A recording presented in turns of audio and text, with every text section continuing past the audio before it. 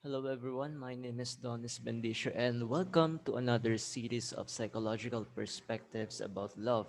And today we will talk about Carl Jung's marriage, a psychological relationship. Um, Again, if you have questions, queries, clarifications, please send us message through our email address that is hr.lahok@gmail.com, for our Google mail address, or our Facebook account that is fb.com/lahoktc. We enjoy creating contents like this, so if you want us to create and help you out with the topics related to theories of personality, abnormal psychology, psychological assessment, industrial and organizational psychology, understanding the self, and of course, personal development, kindly message us and we will get back to you soon. We may also mention your name in the next video, so comment down your names and, of course, your queries. I hope you will learn some theoretical concepts today. And now let us proceed with the subject matter. No, we have Carl Jung. So he was born in Switzerland in 1875, and he was known as a Swiss psychologist and psychiatrist.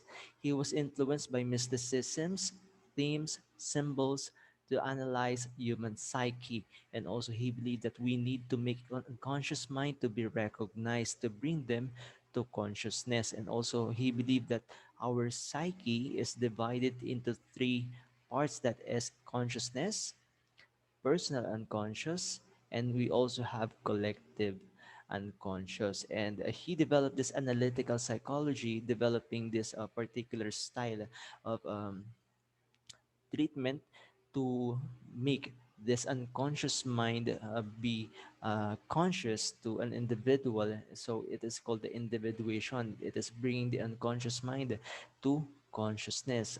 It could be brought about by dream analysis. And he created this essay, what we call the marriage as psychological relationship, in 1925. Now let us proceed with the relationship of Jung and Sigmund Freud. Sigmund Freud is the father of psychoanalytic perspective, or more focusing of the individual's tendency of being driven by the childhood experiences of.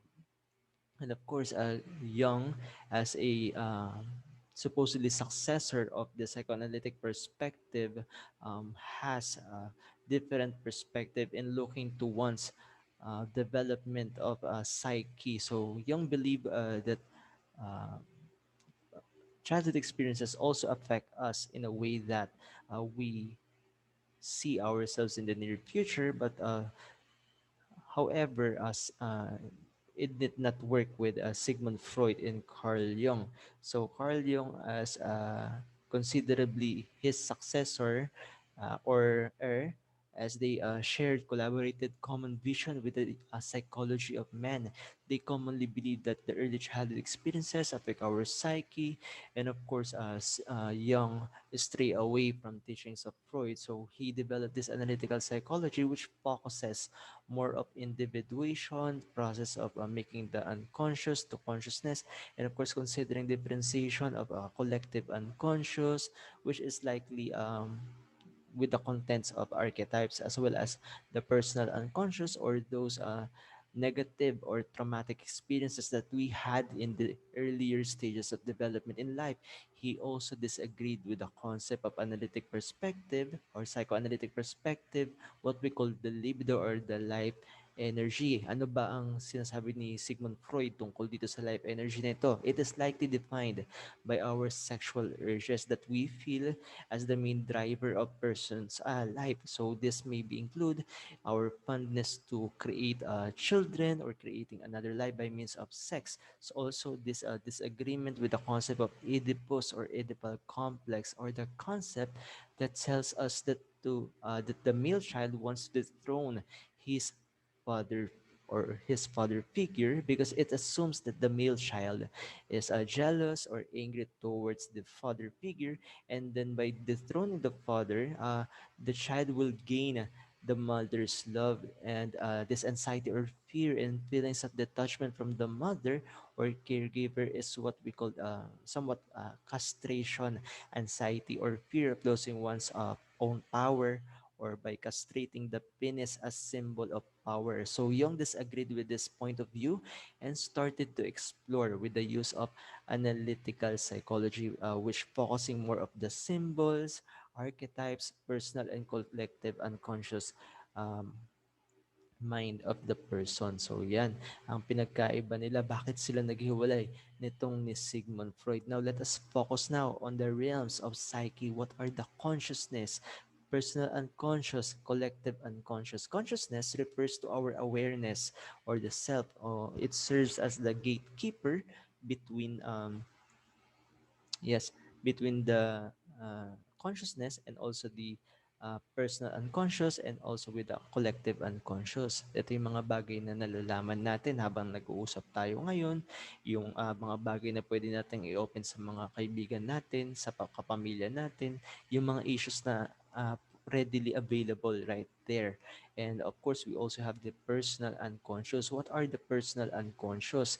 Ito ba yung sinasabi natin na occupied by the complexes or events that are repressed or forgotten because it may brought by negative experiences, it may be brought by negative emotions and but relatively influence our personality. So these experiences that we had in the past really affect our personality, but we are not just aware of it because we are not conscious about it. So we will tackle this lesson or tackle this topic later on. Bakit importante sa atin to know yung tinatawag natin to knowing, yung tinatawag natin na unconscious, yung personal unconscious natin. Of course, the collective unconscious, which includes yung tinatawag natin na archetypes. Ano ba?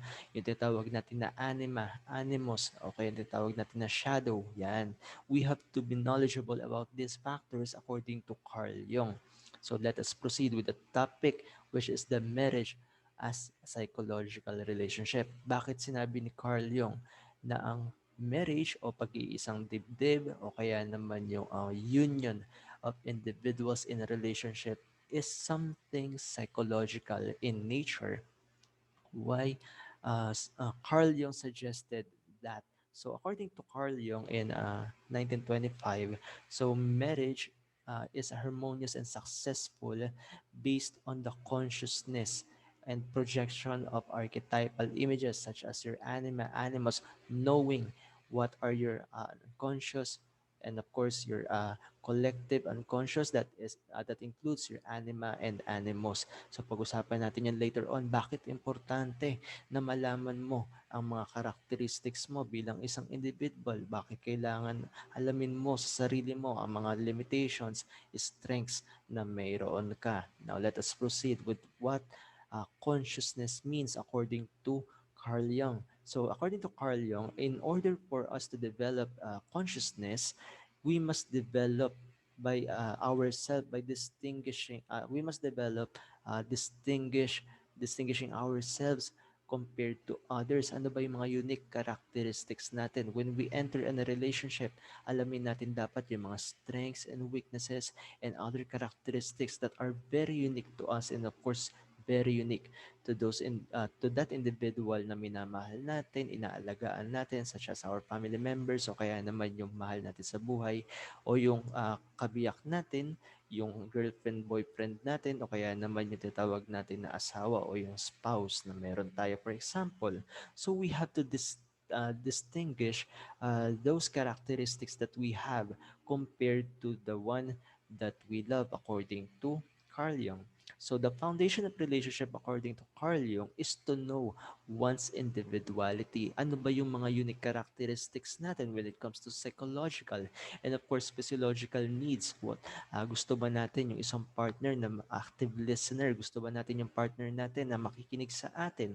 Gusto ba natin yung partner natin can sustain yung tinatawag natin na physiological needs. When we say physiological needs, ay yung mga bagay na kailangan natin pang araw-araw. Kailangan natin ng matinong pamumuhay gaya ng maayos na pagkain, maayos na tirahan. Yan. So, yun yung mga tinatawag natin na physiological needs. And of course, yung security needs natin. Do we feel secure kapag kasama natin yung partner natin? Do we feel secure kapag kasama natin ang girlfriend or boyfriend natin? And consciousness tend to distinguish differences and unique characteristics of individuals in a relationship. So aside from knowing oneself, according to Carl Jung, it is very important for us to know what are the uh, uniqueness that we have compared to those individuals na minamahal natin. For example, yung girlfriend, boyfriend, o kaya naman yung asawa o yung spouse. Now, we have this unconscious. What is unconscious according to Carl Jung? So, according to Carl Jung, although the distinction may be made in general way, normally it is incomplete. Hindi daw kompleto. Bakit kaya? It is because of the large areas of psychic life still remain unconscious. According to Carl Jung, we have to explore this unconscious mind that we have.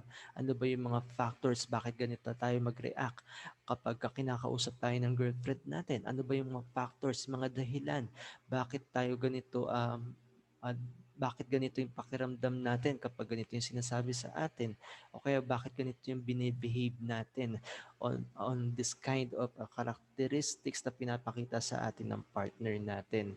That is important according to Carl Jung. And of course, unconscious refers to the disunity with oneself or not knowing oneself, which leads to discontent among partners in marriage. Anong ibig sabihin naman nito?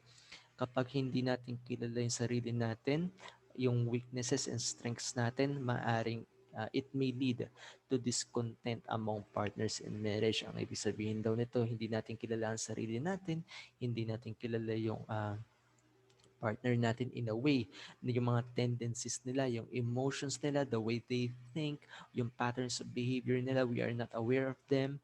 Maybe it may lead, according to Carl Jung, to discontentment of partners in their marriage. So basically, in the long-term relationship, maaari magkaroon tayo ng problem when it comes to the marriage or the union of individuals in a relationship or in a marriage. According to Carl Jung, what are the factors we have to consider daw when we commit to this individual na minamahal natin o tinatawag natin na marriage? Of course, we have to know what are the parental complexes o tinatawag natin na influences of our parents. Ano ba yung expectations nila? Ano ba yung pabor na hinihingi nila sa atin na pag pumili tayo ng ah, yan, pag pumili tayo ng partner in life natin, pag pumili tayo ng boyfriend or girlfriend natin, sila ba ay kasali sa pagpili? Sila ba ay kinoconsider natin sa pagpili?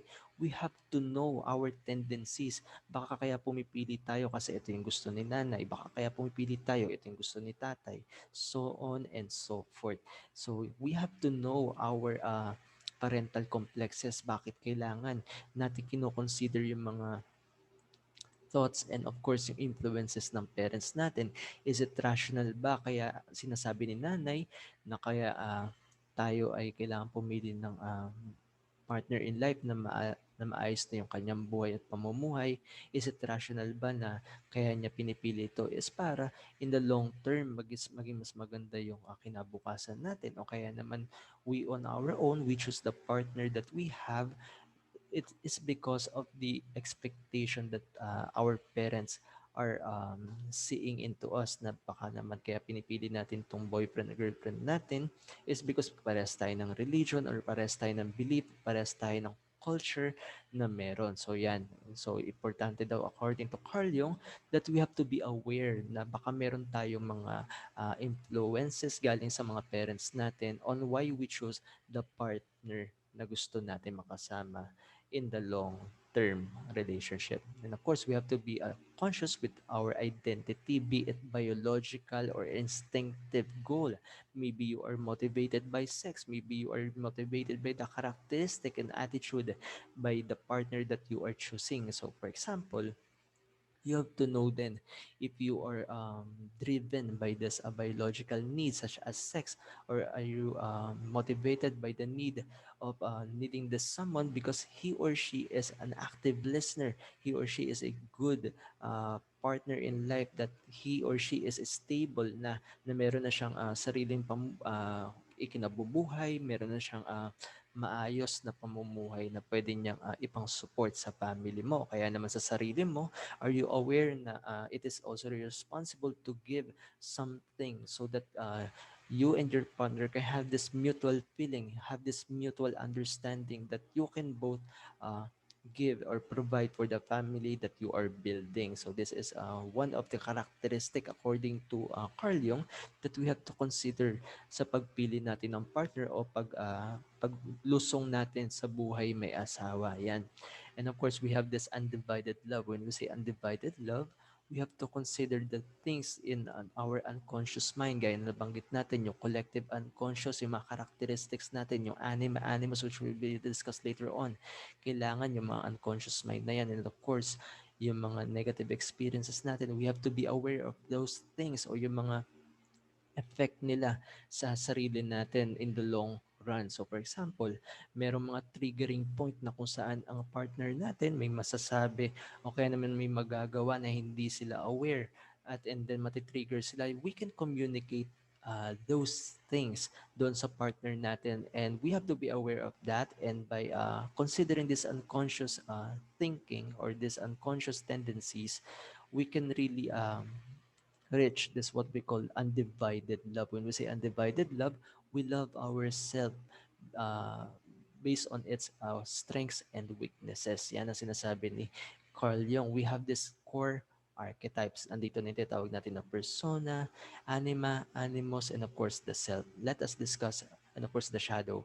Well, let's just discuss this what we call the main archetypes according to Carl Jung. According to Carl Jung, we have the persona. It is the mask we wear in public.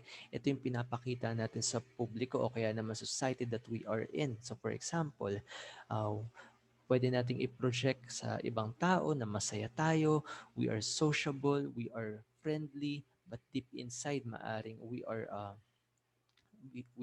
feel the sadness, we feel this loneliness, we are not being honest by the way we feel according to Carl Jung. And by that, we may be harming ourselves in the long run. Maybe we are projecting a happy face, but really, are we being honest in ourselves na maaring hindi naman talaga natin kaya yung ganitong role, maaring hindi naman talaga natin kayang ibigay yung mga bagay na hinihingin sa atin ng partner natin. Is it rational to show this kind of persona, this kind of wearing the mask na binibigay natin or impression that we are projecting towards those individuals that we like or we think or we feel that we love? So is this the mask na pinapakita natin the right thing or the right mask that we have to wear or we have to project? So we have to be very aware yung mga bagay na pinapakita natin sa public or pinapakita natin sa mahal natin sa buhay because in the long run it is us it is us who can understand really sino ba talaga tayo, ano ba talaga yung mga kailangan natin sa buhay.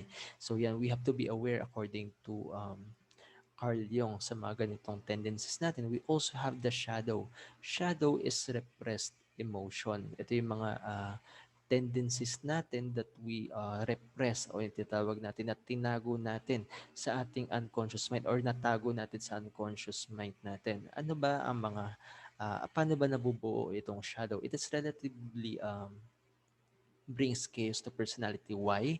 Because it is the projection of what we call the negative emotion. So it can project yung mga past experiences natin. We are not aware that our past experiences in our childhood really affect the way we behave in our adulthood. So it developed from traumatic or negative events and registers to personal unconscious. And of course, the shadow is can bring chaos to the relationship that we have. For example, we have unresolved problems during our teenage years. O kaya naman we have unresolved problems during our childhood relating to our parents. So these problems or these negative emotions, these negative experiences that we had tend to express during the time that we are in a relationship na. So later on, we will discuss further what the shadow of how does the shadow affect our personality.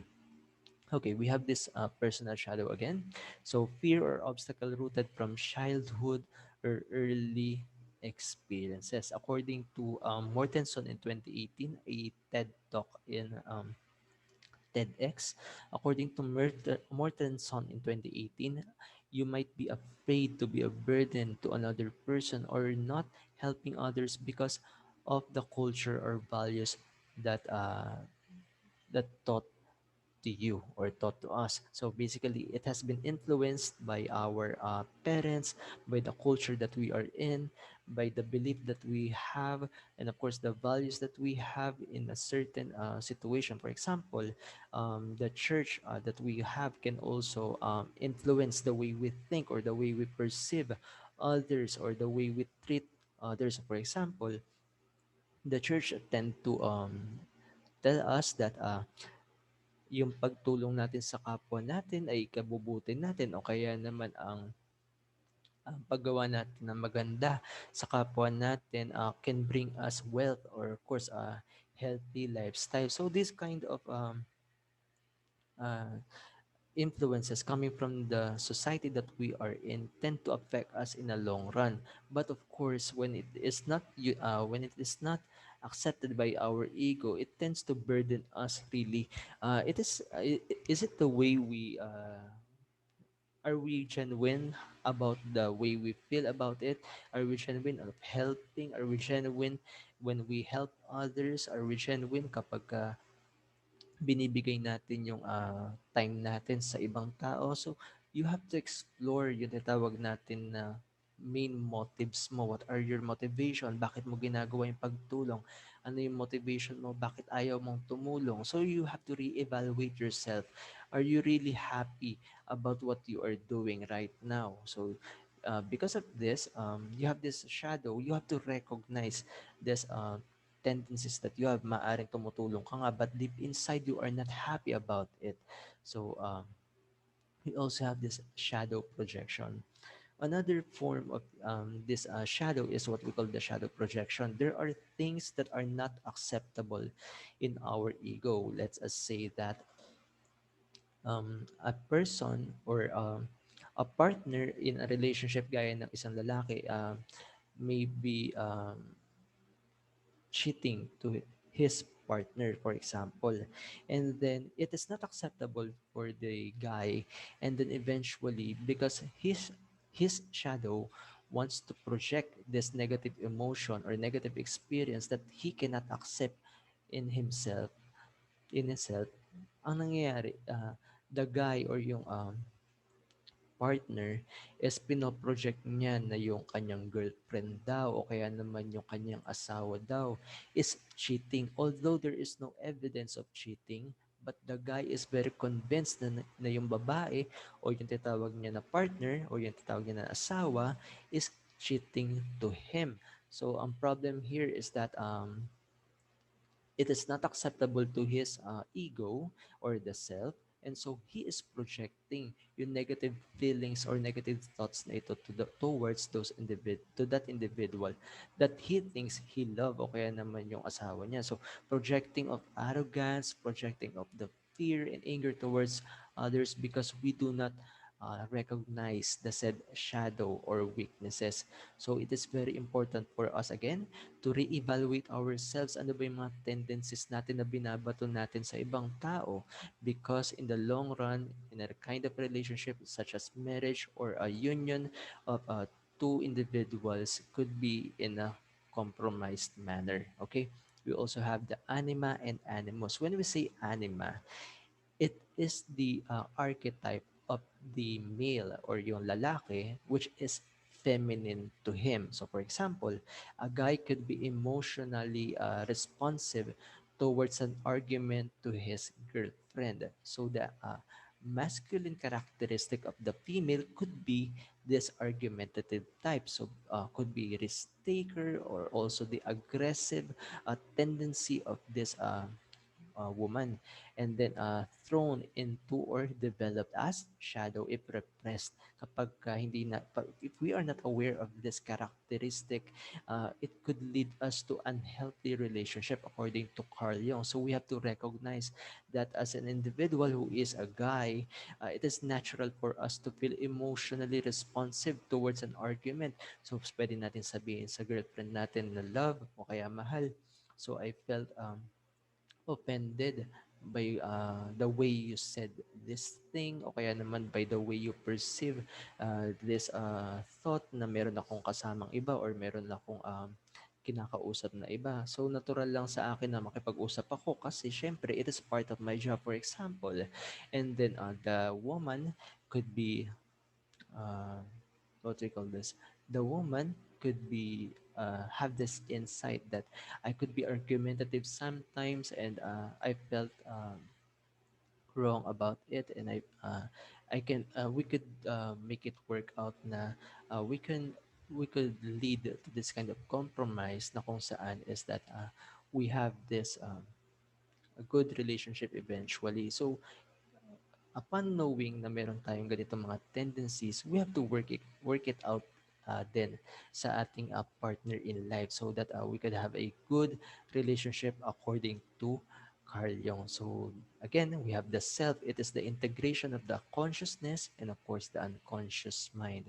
So it refers to the archetype of wholeness of an individual or the central archetype. So it brings balance and serves as organizing principles and the consciousness and of course your unconscious content of the psyche, be it your negative experiences as well as your archetypes, as we have said, the anima animus, and of course your shadow. So these characteristic of an individual according to Carl Jung has something to do with the unconscious mind and of course the integration of it towards the um, yeah, the consciousness, and of course it brings us to the wholeness of our self. Okay, so let us proceed with the several examples of our archetypes. So we have the provider type. We could be a caregiver, we could be a ruler, or sometimes a creator, or we could be an explorer type. So this explorer type could be an innocent type, a romantic type, or a dreamer type. Sometimes we could be an expert, a philosopher, and of course we could be sometimes an explorer who someone likes to seek or wonder or have this adventure in life. And also we have this kind of we want to leave a legacy according to some proposal. We could be a hero or someone who could rescue, someone who could be a soldier or superhero, and of course some kind of a visionary or inventor or a healer or an outlaw. You could be a rebel, you could be a revolutionary, and of course a wild man or a woman or a misfit. Okay, so these are the characteristics of some kind of archetypes that we could develop over time. So we just have to look into ourselves. So we could be connecting with others.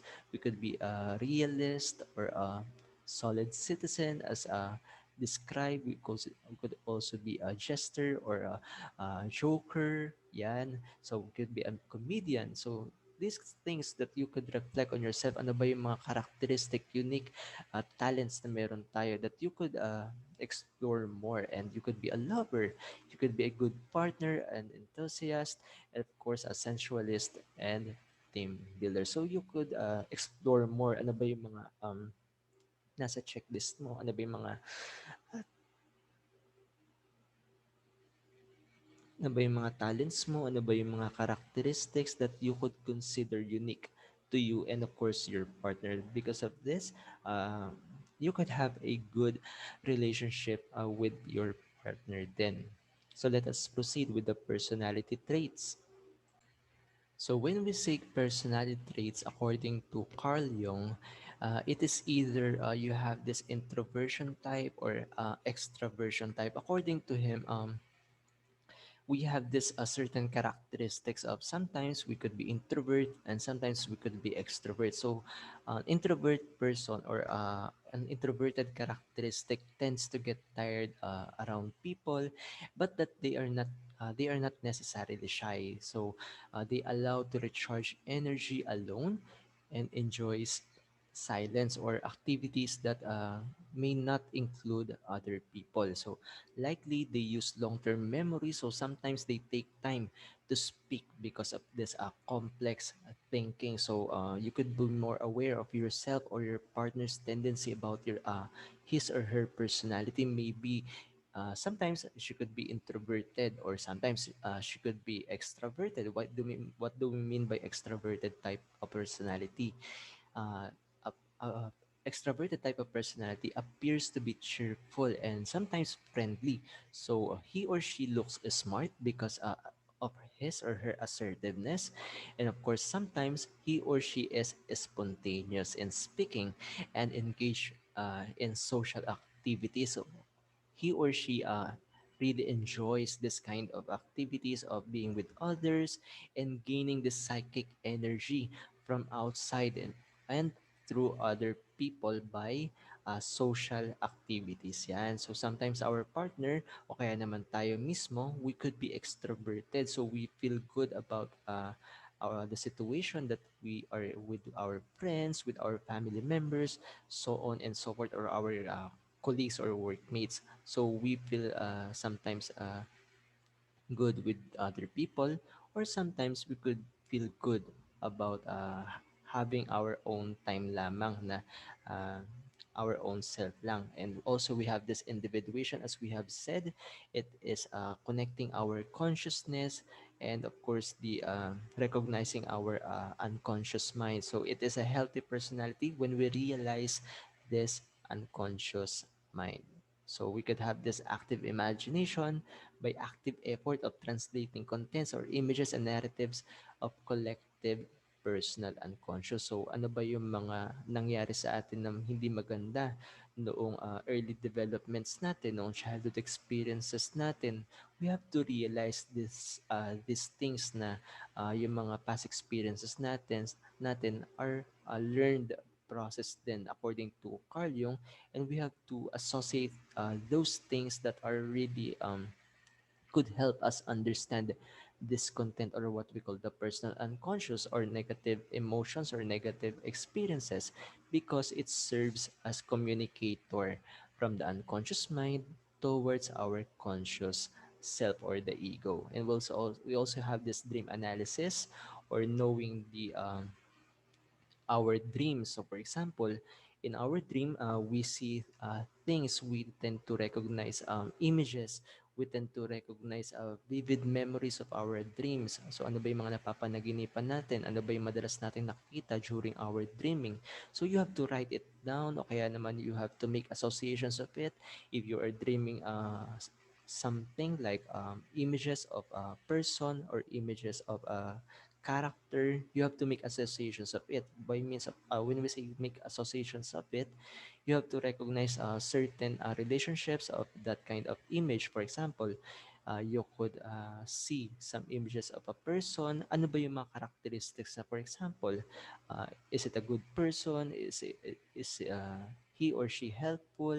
Ano ba yung mga characteristics niya? And then you have to connect dream images to what is happening internally. Ano ba talaga yung nararamdaman mo para sa kanya? Ano ba yung naisip mo para sa kanya? How do you treat him or her? So, interpret your dream and do the ritual. So, basically, you have to recognize these factors and you have to make the dream concrete. So, when we say concrete, you have to recognize those associations and you have to really understand bakit siya lumalabas dito sa panaginip mo. And also, we have the red book again. So when we say the red book, it is from Carl Jung. And of course, these explanations na meron tayo came from this book. And so if you want to have a copy of this red book, you can just ask for the PDF copy of our presentation right now. And you can just message us, and then you just have to click the picture right here, the red book, and then it will lead you to the link towards that book. Okay, so we have the references right here. If you have questions, you have appreciation, and of course if you want us to collaborate with you, or you want us to talk with you, or you want us to create more content about psychology and related topics. So you just have to message us through our Facebook account, or through our Gmail account, that is hr.lahok@gmail.com, or through our Facebook account, that is